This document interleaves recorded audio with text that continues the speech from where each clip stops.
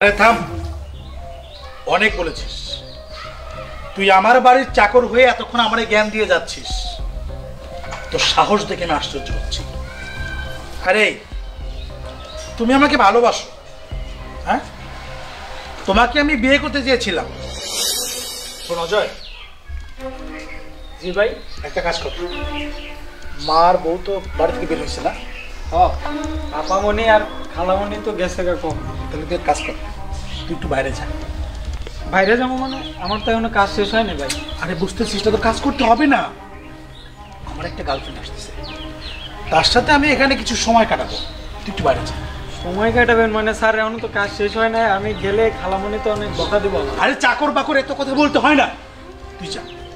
তুই বাইরে যা, তোকে আমি কিছু খরচ দিব, যা। না ভাই, আমি যাইতে পারবো না। যেতে পারবি না মানে? এটা আমার বাড়ি, যদি তুই আমার ভালো কথায় না যাস, হ্যাঁ, ঘাট ধাক্কা দিয়ে তোকে আমি বের করে দিব। ভাই আপনি যাইবেন, আমি কাজ শেষ না করে যাবো না। আমি তো কি বলছি, আমার গার্লফ্রেন্ড আসতেছে। এই তুই বুঝতে পারতেছিস? বাবু, আমি এসে পড়েছি। ইয়া, তুই এখানে? ভাইয়া, তুমি এখানে? ভাইয়া? ইয়া, এই বিষয়টা কি বলো তো? তুমি কে চিনো? হ্যাঁ। আরে কথা বলছো না কেন? ওই চাকরটা কে? এই তুই ওকে চিনিস? হ্যাঁ? ও স্যার, চিনি। ও আমার বোন, ও আমার আপন বোন, এটাতে কোনো ভেজাল নাই। ভাইয়া, তুমি আমাকে বলছো তুমি প্রাইভেট কোম্পানিতে জব করো, আর তুমি এখানে কি করো?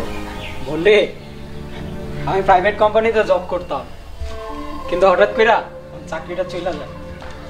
যাওয়ার পরে তোকে পড়াশোনার খরচ, আমার ক্যান্সার, এগুলা নিয়ে অনেক টেনশনে ছিলাম, হতাশায় ভুগতেছিলাম। কি করবো ক, উপায় না পাইয়া বাসা বাড়িতে কাজ করতেছি। এটা তোদের বলি নাই, কারণ তোরা শুনলে তো কষ্ট পাবি। কত কষ্ট করে যে আমি এখানে কাজ করি, শুধু এখানে না, এখানে কাজ শেষ করে আরো 2 জায়গায় কাজ করি। আমি কাজ করে যে টাকাটা পাই, ওটা তোর জন্য আর আমার জন্য নিয়ে যাবে। তোরা তো বড় হইছস, লেখাপড়া করতেছস, লেখাপড়া তো আমিও করছি, কিন্তু জানিসই তো আমার ক্যান্সার, আব্বা নাই, তাকে লেগে আমার আর পড়াশোনা করা হয়নি। এখন তবু বয়ফ্রেন্ড থাকবো, ফ্রেন্ড থাকবো, তাদের সাথে চলতে লাগে ও তো অনেক কিছু প্রয়োজন হয়। আরে থাম, অনেক বলেছিস। তুই আমার বাড়ির চাকর হয়ে এতক্ষণ আমারে জ্ঞান দিয়ে যাচ্ছিস, তোর সাহস দেখে আমি আশ্চর্য হচ্ছি। আরে তুমি আমাকে ভালোবাসো? হ্যাঁ, তোমাকে আমি বিয়ে করতে চেয়েছিলাম, আর তুমি আমার বাড়ির চাকরের বোন। আমার বাড়ির চাকরের বোন হয়ে তুমি আমাকে বিয়ে করতে চাও? শোনো, তোমার ভাইও ছোট লোক, তুমিও ছোট লোক।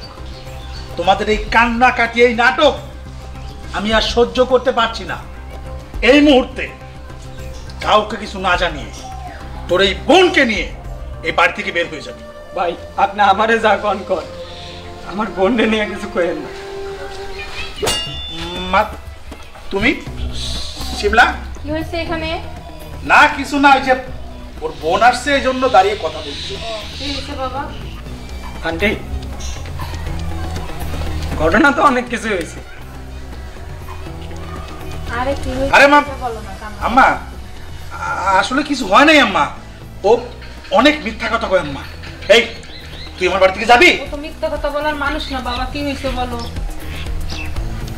খালা, ভাই আসলে মিথ্যা কথা কইতেছি, দোষটা শুধু আমারই দিতেছে।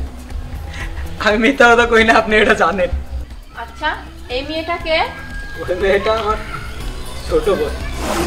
আমার ছোট বোনের লগে আপনার হাজবেন্ড রিলেশন করে। কি? আম্মা, কি রানা, এগুলা কি শুনতাছি?